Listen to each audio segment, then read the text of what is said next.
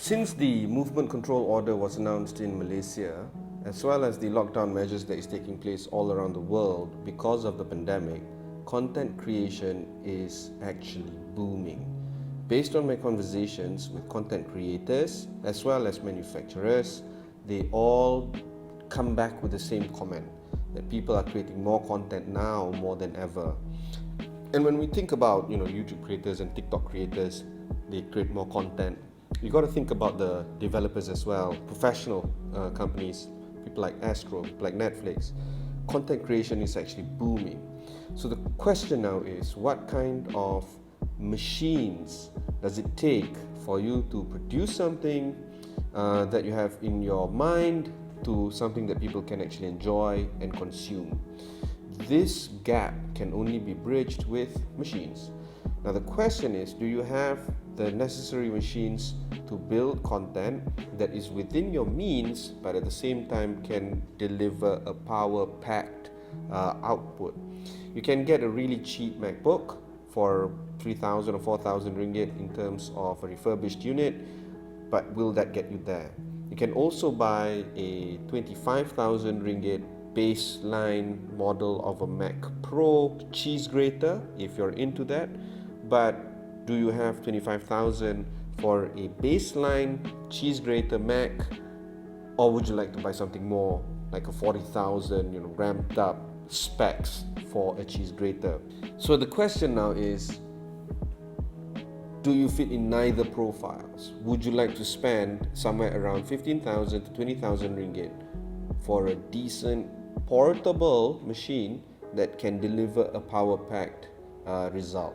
And that's where I am in right now, and I hope that if you are watching this particular show, you fall in that space as well. A 15,000 ringgit to 20,000 ringgit machine that can create the best outcome and output for content creation. Sitting in front of me right now is the MacBook Pro 16-inch late 2019 model. What I have right now is the 32 gig RAM running on the AMD graphics 5600M 8 gig card. Technically that's 40 gigs of RAM right here, and this is enough for me to deliver the kind of content that you see on Astro AWANI, on our YouTube channels, on all our social media channels as well. This is something that can create fantastic end-to-end result output because of the power strength that it has. Prior to doing this show, I was having a conversation with my daughter, and she said if I were to redo the purchasing journey again, what would I change? I'd probably buy a 64 gig RAM on top of, instead of the 32 gig RAM. It's not because that the 32 gig RAM is slow, but because if 32 gig RAM is giving me this kind of satisfaction, I really want a little bit more. And when you think about the upside and you shop in terms of the additional 64 gig RAM, it says 1,000 to 2,000 ringgit additional on top of that money that I'm ready to spend. And that's perhaps the only thing that I would change if I were to buy a new MacBook 16. Having said that, the MacBook 16 inch is hitting that semi-pro user. It's also important to note that this is in its midlife cycle. There is a new MacBook 16 that is expected to be announced later in the year. Still no word from it, but Mac Buyer's Guide, for instance, is already cautioning buyers out there to actually look out for the later ones.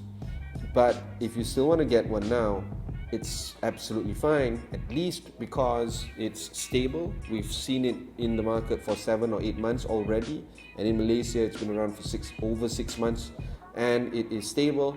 And because of the fact that the parts are already available, you don't have to think too much in terms of waiting time if you want to buy one now. This is slightly better than a Mac or an iMac or an iMac Pro. We know now that iMac Pro is nearing its end life and the new iMac is coming out.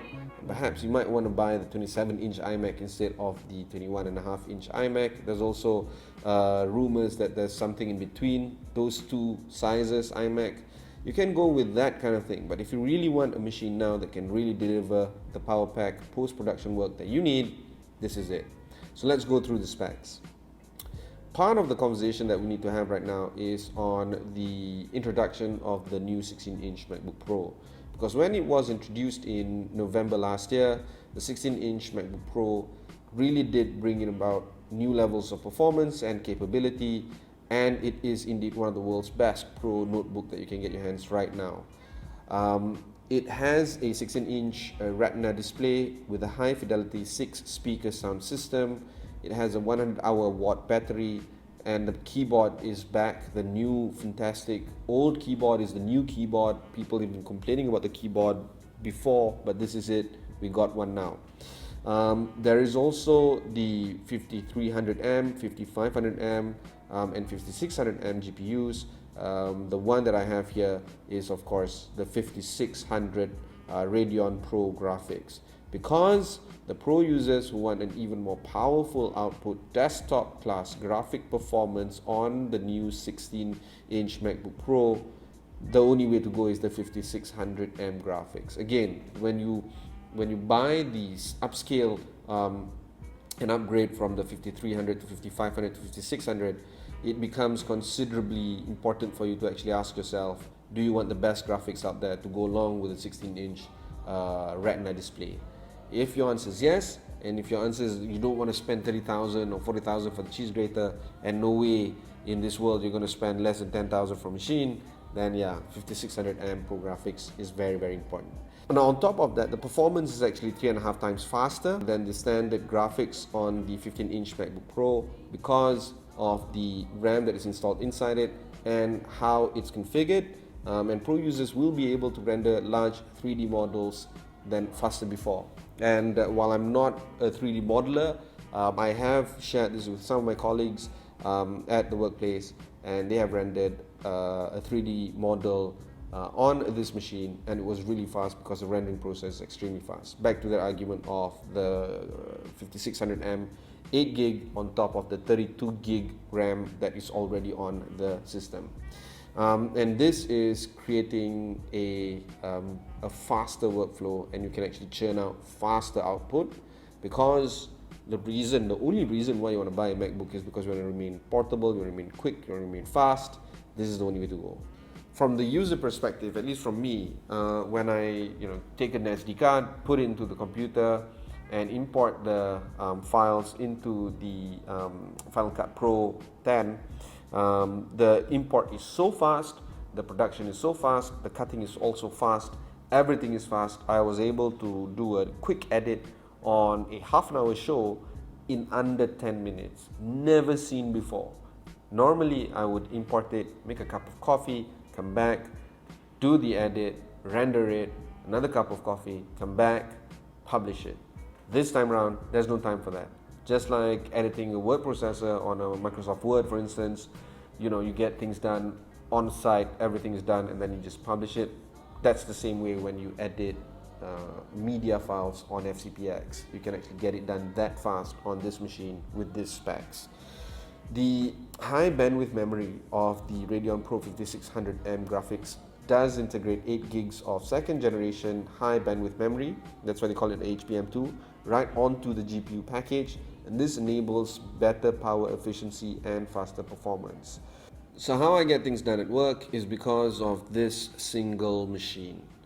I want productivity, I want fast, I want portability, and of course I want stability. All of them can be answered using this machine, but it does come at a price. At least with this configuration, plus that FCPX, if you want to buy one, if you haven't bought one already, it's going to come down with a price of around 18,000 ringgit to 19,000 ringgit. But that's enough for everything, on top of the other things that you want to buy outside of the computer space, from cameras and microphones and lights and all that. If you need just one machine, simple, single, easy, portable, good machine, this is it. It doesn't come any better. Well, maybe with the next Mac that is coming out in a few months' time.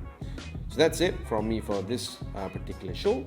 I hope you got a little bit more information on what I do at work and how I use things at work, and perhaps we can meet in another time.